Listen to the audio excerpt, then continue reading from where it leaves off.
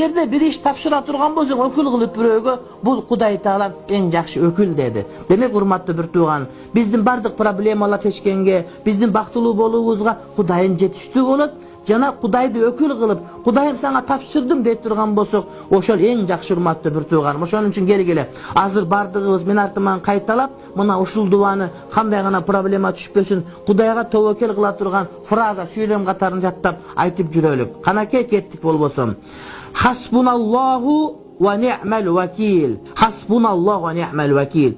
Эгерде кыйынчылык иш түшүп, оор иш түшүп калса, Кудайга тапшыруу деген сөз болот. Канчалык көп айтып, ушуга чын ниеттен ишене турган болсоңуз, бул сыйкырдуу дуа, мына ушунун аркасы менен сиз бардык проблемалардан кутуласыз. Хасбуналлаху ва ни'мал вакил. Хасбуналлаху ва ни'мал вакил.